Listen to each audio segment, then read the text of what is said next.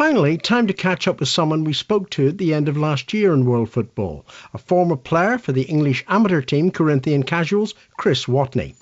To refresh your memory, a quick history lesson.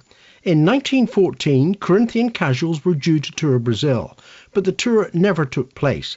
When their ship docked in northeastern Brazil, they learnt that war had broken out between Britain and Germany, and they returned home straight away. Almost the entire team, superstars in their day, were killed on the battlefields of the First World War. Well, the current Corinthians team has just returned from a trip to São Paulo, where, 100 years on, they got to play their namesakes, Corinthians Paulista, one of the strongest teams in South America. The tour was organised by Chris Watney, and he's been telling me about their Brazilian adventure. The trip was absolutely amazing. It was greater than anyone could have possibly expected. Just amazing, the warmth that we're greeted with out in São Paulo. It just blew us away. And I think for the guys, they're desperate to go back. It has definitely lifted them.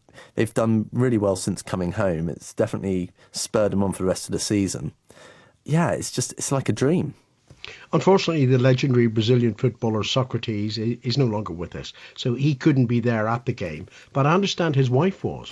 Yeah, it's an amazing thing. I was contacted just before going out there by his wife because he played such a part in 1988 where Socrates played for both teams in the first ever match between the two clubs. And we wanted to remember him. And so what she did was she brought along headbands for us all to wear, which were very much like the ones he used to wear. And they all had a slogan on them saying peace, no to war, etc., etc. And we all wore those, and they'd all been blessed by the head of the Brazilian church.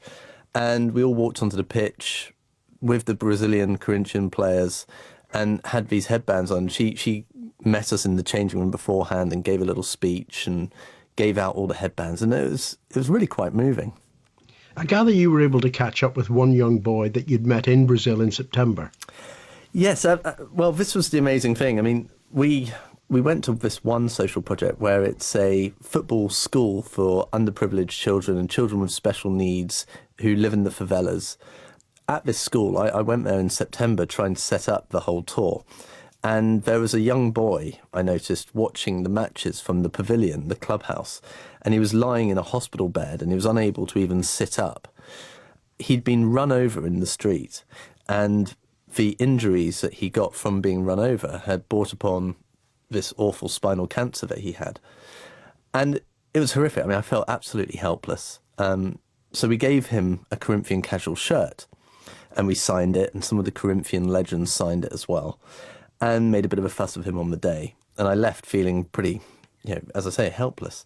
Anyway, we went back last week or so, and I asked how was he now? What happened to the boy and his story? And it turned out that they'd actually auctioned off that shirt that I gave him back in September, and that the money raised from auctioning the shirt paid for his entire treatment. And he was able to come to the match in a wheelchair to thank the Corinthian-Casuals and meet us, and he was now able to sit up. He's able to take a few steps. And for us, it just absolutely blew us away, because in England, we couldn't auction a Corinthian-Casuals shirt to raise any significant sum of money.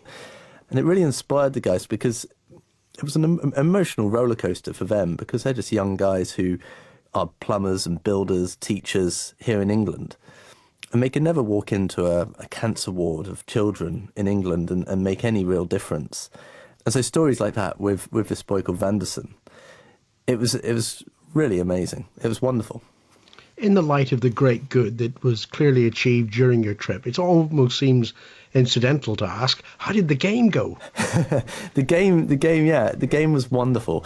It's quite amazing. I mean, everyone said beforehand, you're going to be nervous walking out in front of 30,000 fans. And I think for all our players, it was just exciting. And their game was definitely raised by it. We held the first 11 of Corinthians Paulista, who won the World Championship 2 years ago. We held them to 0-0 until the 78th minute. And they were going for it. It was their last friendly before a Champions League qualifier about a week later.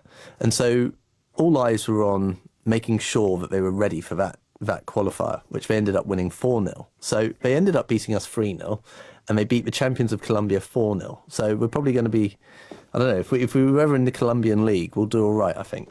So we didn't disgrace ourselves at all. We did really well. In the words of Jose Mourinho, did you park the bus? Slightly. I have to say, we did slightly park the bus. We did defend a lot. I think we had maybe 2 shots in the whole game, and we probably kept out about 50 shots in the whole game, I'd say, probably. So it was pretty one-sided, but we held our own. Chris Watney of the Corinthian-Casuals with stories from their recent trip to Brazil. Join us again at the same time next week. Until then, always remember, world service, world football.